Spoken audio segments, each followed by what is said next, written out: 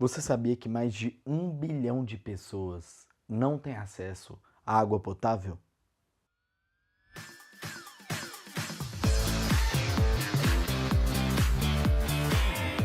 Olá, meu nome é Gabriel Henrique, seja bem-vindo ao Digitopia. E no episódio de hoje da série Grandes Ideias, nós vamos falar sobre a Slingshot. Nós já falamos no episódio 7, se não me engano, da série Inovadores sobre o Dean Kamen. Dean Kamen é um grande inventor, considerado como Thomas Edison da nossa era. E ele tá buscando uma forma, na verdade ele já conseguiu a tecnologia para lutar contra o problema de água que nós temos, que é um problema enorme no mundo inteiro. E eu vou contar um pouquinho da trajetória e dessa tecnologia chamada Slingshot. Então, primeiro alguns dados. Mais de 1 bilhão de pessoas no mundo inteiro, de uma população de 7 bilhões, não tem acesso à água potável.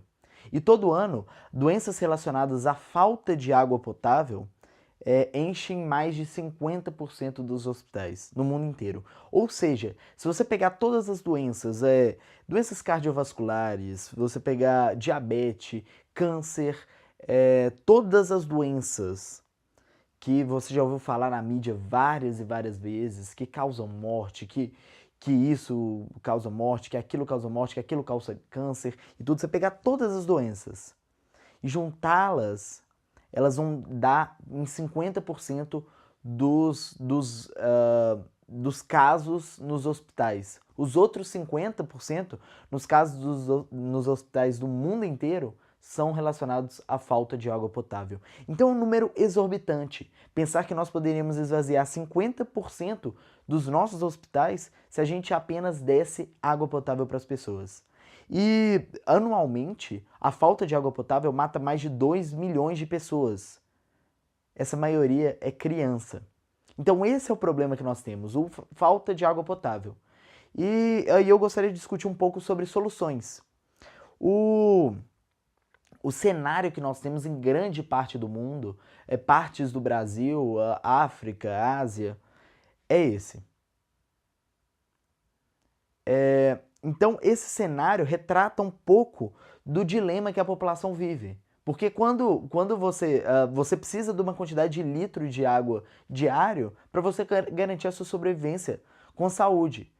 Agora, quando você tem acesso apenas a águas de fontes que não são limpas, que muito provavelmente virão com doenças, você tem que escolher por qual meio que muito provavelmente a sua morte irá acontecer, que muito provavelmente você vai ficar doente. Será pela falta de água ou será pela ingestão, por ingerir águas de fontes não confiáveis, águas onde você vai pegar doenças e coisas do tipo.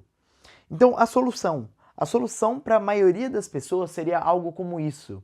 Grandes infraestruturas, engenheiros cuidando de processos. Então, seria você entregar a solução que funciona para a gente no Brasil, assim, na Belo Horizonte, São Paulo, em áreas mais desenvolvidas, nos Estados Unidos, na Europa, pegar essas soluções e levar para a África, por exemplo, onde a infraestrutura simplesmente não existe. Então, essa é a solução que a maioria das pessoas pensa, só que é uma solução inviável. Seria uma solução que a gente não iria conseguir resolver o problema em 60 anos. Que muito provavelmente eu iria morrer e o problema da água ainda iria existir. Então, esse é um problema gravíssimo. E propor uma solução dessas é garantir que mais e mais pessoas irão morrer. Nós precisamos de uma solução do século XXI. Essa solução é uma solução do século XIX. E muito coincidentemente, é uma solução proposta por governos, proposta por organizações internacionais, propostas por essas grandes estruturas burocráticas que só conseguem pensar em infraestrutura, infraestrutura, infraestrutura, infraestrutura. Nós precisamos de outra solução. Então, a solução de infraestrutura não resolve o problema, não vai resolver o problema em 60 anos. E aí um pouco da visão do Dean Kamen. Ele comenta um pouco disso que eu já comentei em várias palestras dele. E depois de 15 anos de desenvolvimento, buscando uma tecnologia para garantir que tem alguns certos parâmetros para garantir água pura para as pessoas, ele conseguiu desenvolver a tecnologia, alcançar um meio de qualidade e baratear aquela tecnologia cada vez mais. 15 anos de trabalho insistente. Então, basicamente, ele pensou o seguinte: quando governos, burocratas e tudo pensam em resolver o problema da água, eles pensam local. Local. Então, por exemplo, eu estou aqui nessa cidade X que tem uma lagoa, só que a lagoa está poluída porque ela tem metais pesados. O que eu vou fazer para resolver esse problema? Então eu vou purificar essa água com carbono ativado. Ou então é uma cidade no litoral e o mar, você não consegue beber água do mar e tudo. Então, qual que é a solução? Você usar algum tipo de membrana para garantir uma osmose e retirar o sal do mar e garantir uma água potável. Mas ele buscou resolver esse problema de maneira global. Então, uma das coisas que essa máquina deveria garantir é ela não precisar de nenhum tipo de membrana, nenhum tipo de filtro e nenhum tipo de químicos. E que ela demore 5 anos para precisar de algum tipo de manutenção. E que ela consiga gerar água com muito, muito pouca energia. Gerar água não, né? Purificar água com muito pouca energia. Então, ele gerou essa tecnologia que depois de 10 anos veio um dos primeiros protótipos funcionais que gerava 1.000 litros de água pura por dia, que isso, para você ter uma noção, daria para 300 pessoas beberem água ou para 100 pessoas utilizarem água para beber, para cozinhar e para condições básicas de limpeza, de higiene.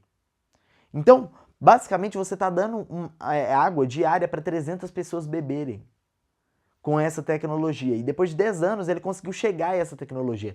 Claro que ela era muito cara ainda, mas ele conseguiu chegar nessa tecnologia. E quando ele conseguiu o primeiro protótipo funcional, ele começou a buscar algum tipo de maneira de levar isso para as populações. E se você analisar bem, ele usa um pouco a analogia com o celular. Cara, o celular, smartphone que eu falo, surgiu em 2005. 2005, 2006 com o iPhone do Steve Jobs, que inovou completamente. E em apenas 10 anos, nós temos a maioria da população mundial com acesso ao celular, com acesso à internet, com acesso a essa tecnologia. Então o celular foi escalável muito facilmente. E nós temos um problema que é o seguinte, o celular ele foi escalável, ele conseguiu crescer, conseguiu atingir esse tanto de pessoas por causa de algumas coisas. A primeira é que ele foi oferecido primeiro para o mercado norte-americano e o mercado europeu. E esse mercado gerou capital para as empresas para que essas empresas conseguissem expandir a sua estrutura de processos no mundo inteiro e cada vez mais oferecer celulares mais tecnológicos, mais baratos, mais globalmente. Só que com o problema da água, você já está num nicho que já é a população pobre, que já não tem acesso a isso. Então não é uma máquina que você vai vender para os Estados Unidos, para a Europa, e depois com esse dinheiro financiar o seu crescimento e a sua estrutura global. Então isso não funciona. E ele chegou a essa conclusão depois que ele já tinha construído a máquina. Que ele fala que o problema é distribuição. Então ele fala, o problema é distribuição. Então, ele foi para o governo americano. Com contatos no governo americano, ele pedia de algum tipo de financiamento para conseguir levar essa tecnologia para as populações que precisam. Não conseguiu. Ele foi para o Banco Mundial para pedir algum tipo de financiamento para levar essa tecnologia para as pessoas que necessitam, para pessoas que estão morrendo. Não conseguiu. Ele foi para a Organização Mundial da Saúde pedir ajuda para levar essa tecnologia para as pessoas que precisam e ele não conseguiu.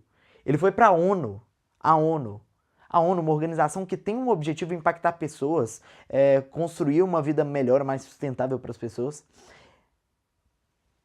Ele não conseguiu. A ONU falou, boa sorte, Eu espero que o projeto dê certo, mas simplesmente não dá. E ele comenta que ele fica pensando depois que se ele pedisse bilhões de dólares para um trabalho de 20, 30 anos, muito provavelmente ele conseguiria. Porque esse projeto caro e longo prazo atrai essas instituições burocráticas, porque é a velocidade que elas funcionam. Agora, como ele pediu poucos milhões e iria atuar por poucos anos, simplesmente não conseguiu esse tipo de parceria. E aí o problema é a distribuição. E ele vai para Atlanta numa viagem, numa organização dele que chama First, e ele percebe um grande prédio chamado Coca-Cola. Ele, com uma reunião lidando de outro assunto, comenta com executivos da Coca-Cola sobre essa nova tecnologia.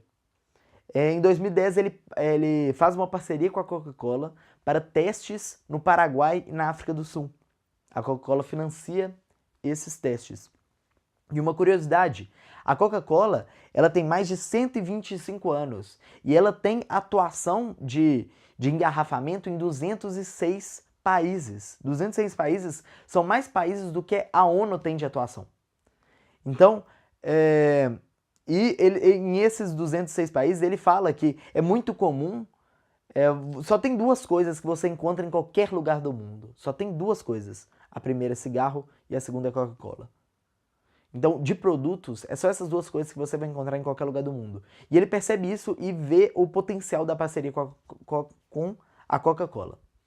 Em 2010, a parceria é fechada.